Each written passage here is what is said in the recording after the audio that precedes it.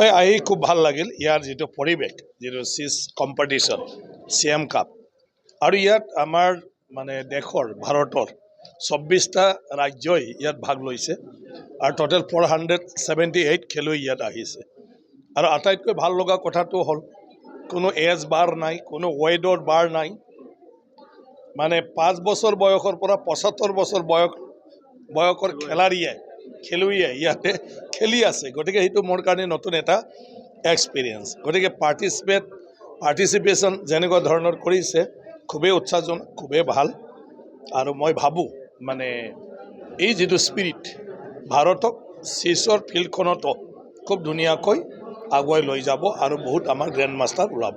আপোনাক কৈছে আপুনি সৰুজন আৰু ডাঙৰজনক উৎসাহিত কৰিবলৈ বিশেষ পুৰস্কাৰ দিব। হয় ডেফিনেটলি য'ত মানে চবতকৈ সৰু বয়সৰ ইমান কনফিডেণ্ট এই কম্পিটিশ্যনত ভাগ লৈছে এজন অনলি 5 বছৰ বয়সৰ ল'ৰাই আৰু এজনে য'ত 75 বছৰ সম্পূৰ্ণ হ'ল আৰু সেই ব্যক্তিজনে ইয়াতে আজি মানে বিভিন্ন বয়সৰ প্লেয়াৰবিলাকৰ লগত তেওঁ খেলিছে। সেইটো বহুত ডাঙৰ কথা।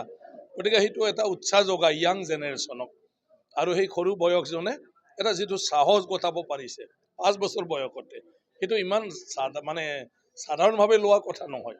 গতিকে সেইটো নতুন প্ৰজন্মক মানে এনকাৰেজ কৰিব, আমাৰ অভিভাৱকসকলক এনকাৰেজ কৰিব। সেইকাৰণে তেওঁলোকক বিশেষ এটা আমি সন্মান দিব লাগে। ডেফিনেটলি এছ'চিয়েশ্যনে যদি কিবা ডিপাৰ্টমেণ্টৰ পৰা কিবা যদি প্ৰয়োজন আছে বুলি ভাবে, যদি কয়, সেইমতে আমি উদ্যোগ ল'ম। আমিতো সেইটোৰ কাৰণেই আছোঁ ডিপাৰ্টমেণ্টটো। হয় আহি খুব ভাল লাগিল ইয়াৰ যিটো পৰিৱেশ যিটো চিজ কম্পিটিশ্যন CM কাপ আৰু ইয়াত আমাৰ মানে দেশৰ ভাৰতৰ 24টা ৰাজ্যই ইয়াত ভাগ লৈছে আৰু টোটেল 478 খেলুৱৈ ইয়াত আহিছে আৰু আটাইতকৈ ভাল লগা কথাটো হ'ল কোনো এজ বাৰ নাই, কোনো ৱেডৰ বাৰ নাই, মানে 5 বছৰ বয়সৰ পৰা 75 বছৰ বয়সৰ খেলুৱৈয়ে ইয়াতে খেলি আছে। গতিকে সেইটো মোৰ কাৰণে নতুন এটা এক্সপিৰিয়েঞ্চ। গতিকে পাৰ্টিচিপেশ্যন যেনেকুৱা ধৰণৰ কৰিছে খুবেই উৎসাহজনক, খুবেই ভাল আৰু মই ভাবোঁ মানে এই যিটো স্পিৰিট ভাৰতক চিছৰ ফিল্ডখনতো খুব ধুনীয়াকৈ আগুৱাই লৈ যাব আৰু বহুত আমাৰ গ্ৰেণ্ড মাষ্টাৰ ওলাব। আপোনাক কৈছে আপুনি সৰুজন আৰু ডাঙৰজনক উৎসাহিত কৰিবলৈ বিশেষ পুৰস্কাৰ দিব। হয় ডেফিনেটলি য'ত মানে চবতকৈ সৰু বয়সৰ ইমান কনফিডেণ্ট এই কম্পিটিশ্যনত ভাগ লৈছে এজন অনলি 5 বছৰ বয়সৰ ল'ৰাই আৰু এজনে য'ত 75 বছৰ সম্পূৰ্ণ হ'ল আৰু সেই ব্যক্তিজনে ইয়াতে আজি মানে বিভিন্ন বয়সৰ প্লেয়াৰবিলাকৰ লগত তেওঁ খেলিছে। সেইটো বহুত ডাঙৰ কথা।